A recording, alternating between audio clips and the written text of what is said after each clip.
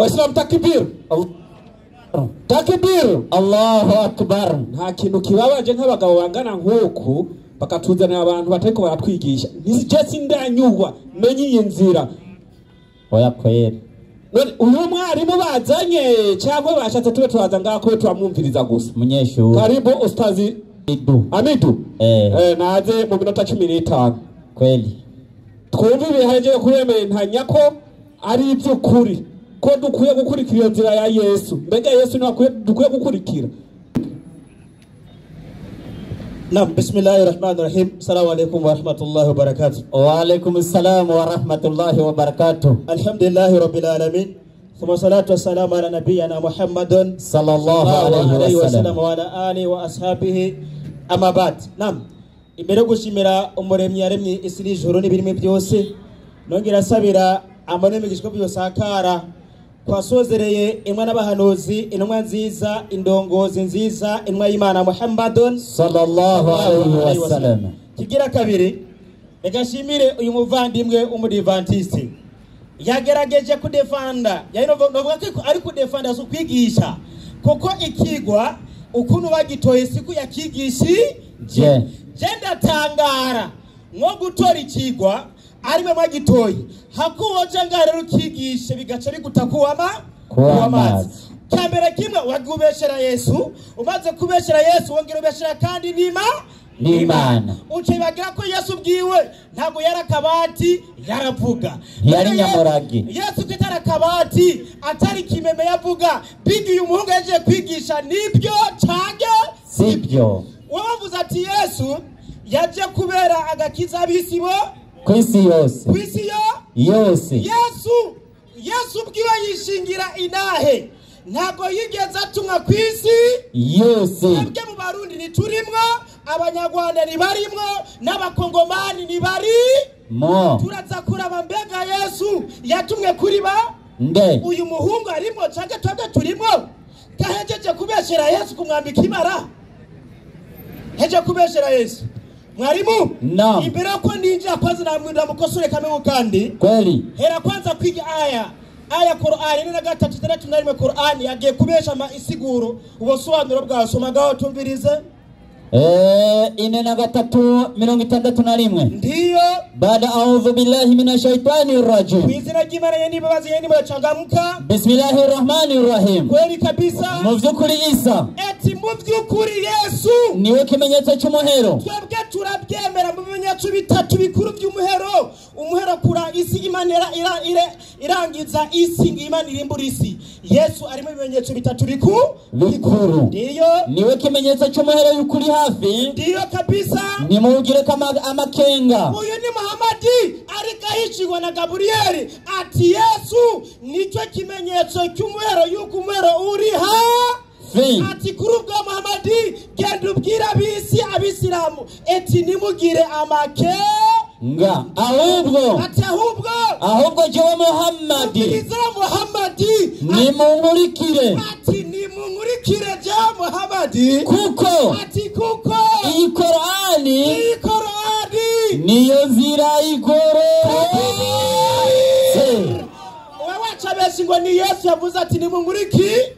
ikibazo gihari nimba ari Yesu yahawe Qur'ani aratubwira yahawe Qur'ani wapi nibataliteka mitwe Yesu yahawe Qur'ani nifateni nani Muhammadi so Yesu weye rero aja usiga Qur'ani ugende gakifise banyeneyo kweli mu mutwe gende gaki kabisa ikigira kabiri rero atasoma Yohana 12:46 Yohana 12:46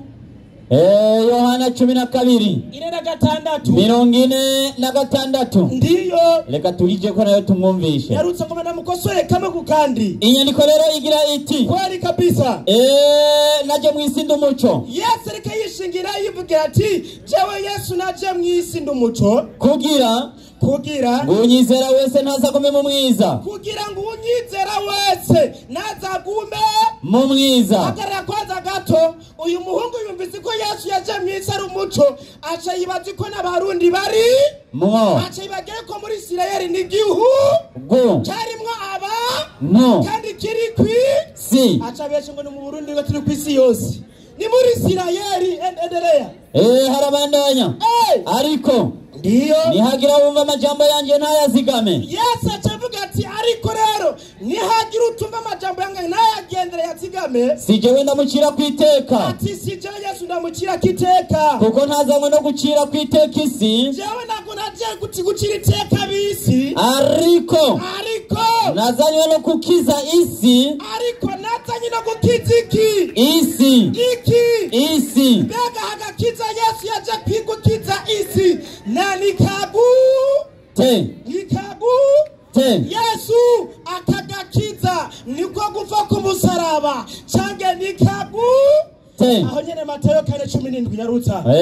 Matayo 4:17 umva agakiza Yesu ashagasigura ndiyo kugira ngo abantu bumva ko gakiza akariko inyandiko igira iti igira ngwiki guhera ubwo Yesu atangura kwigisha ati mwihane ati ni mwihane kuko ubwami bwo mwijuru buri hafi Yesu yaje kwigisha abantu ne bava gusanga Imana zingahe zitatu basanga Imana imwe niko gakiza yazanye wakumvise nako byo gupfa nta birimo acaraja karemenganya ngo Yesu yazanye agakiza bisi reka mbere kwanza mwibugwa Yesu abugwa ibyo bitwa mu gisori utabiri wa Yesu mbere kwanza mu bisezerano rya kera ndakuza mu isezerano rishasha tuce turaba hagati ya Yesu n'uyu muhungu ninde avuga uku Mika 5:1 nyarutse Mika 5:1 Mika 5:1 nyarutsa changamka igitabo cha Mika 5:1 yego soma no mutwe w'ijambo aho nyene mbera kwanza mwibugwa rya Yesu sija ku majambo y'abwite tuje ku majambo y'abavugishwa n'intumwa za Yesu tuje turabogya nawe mbega ninde avuga ukuri sawa kabisa ndiyo Mika 5:1 ndiyo aragira ati umurokozi umviriza ati umurokozi azovukira i Betelehemu azovukira hehe i Betelehemu endelea linda ati linda ushikame wabomawe ati wabomawe kuko badutanze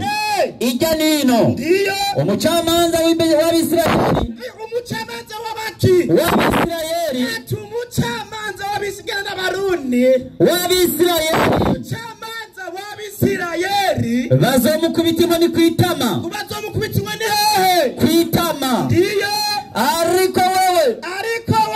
Betelehemu Efurata naho uri nkewa ati naho uri nkewa mu bihumbi by'abayuda muri wewe ati muri wewe hazumvira mu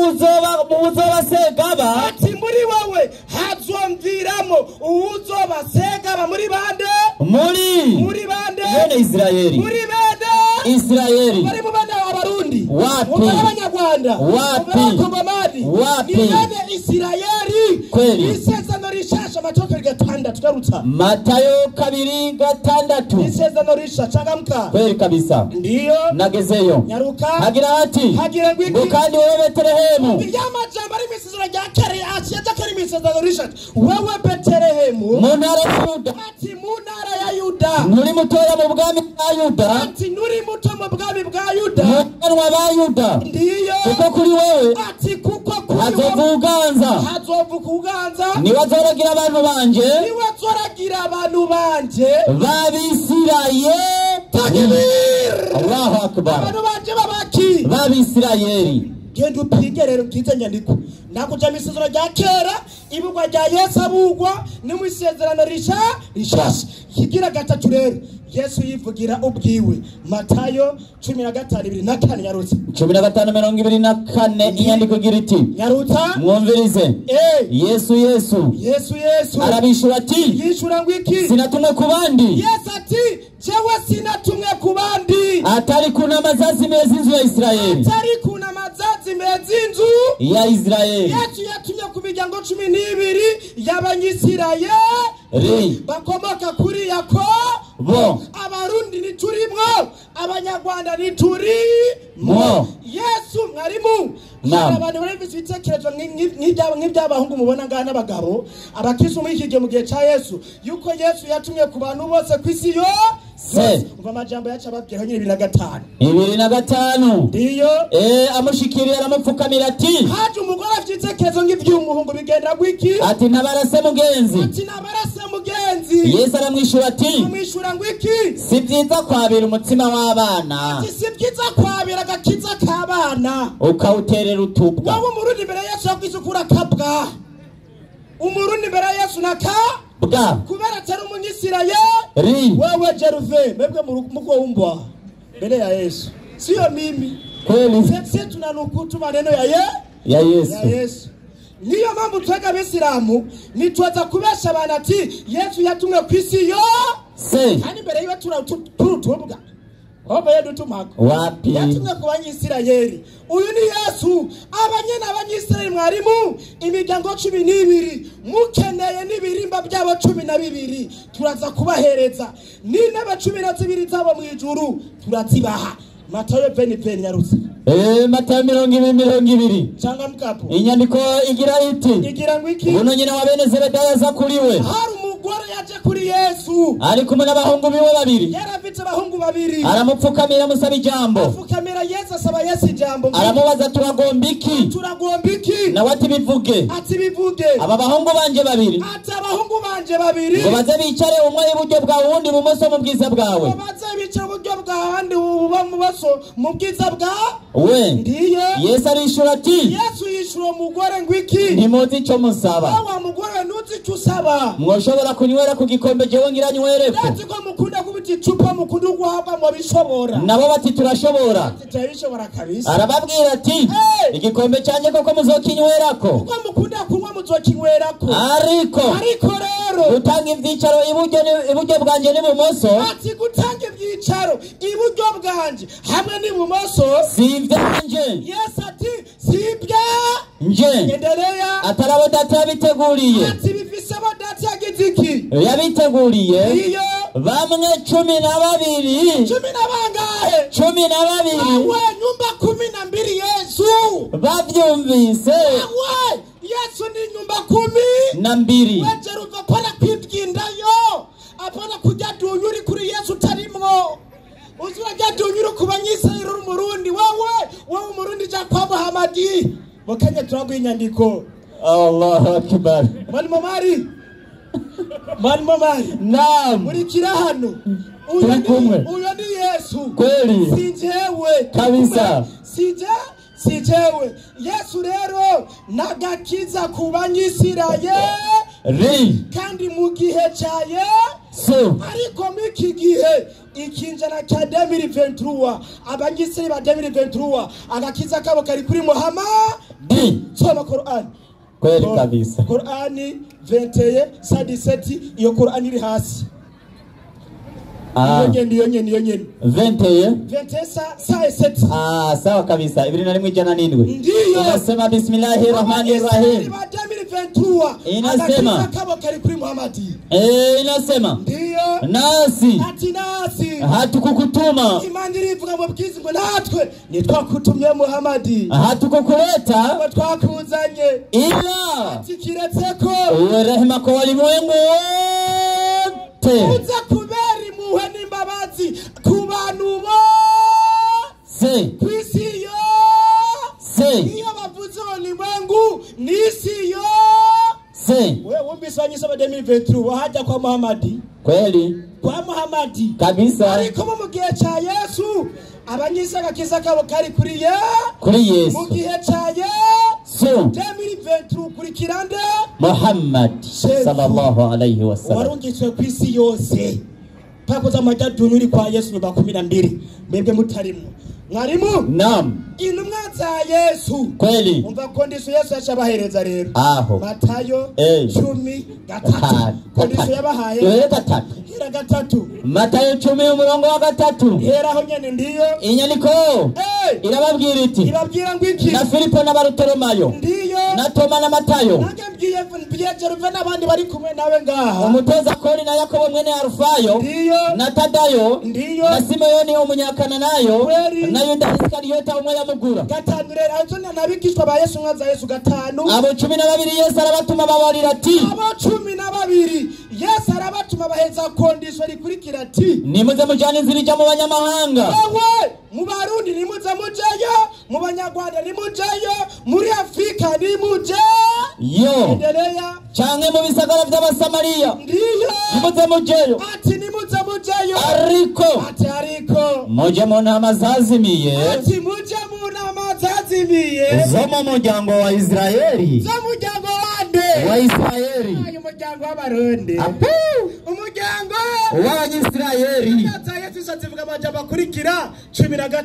23 ibyakozwe n'intumwa 13:23 nyarutsa ibikorwa by'abatumwa ndiyo inyandiko igira iti 13:23 hagira hati hagira ngwiki mu ruvyaro rw'uwo ndiyo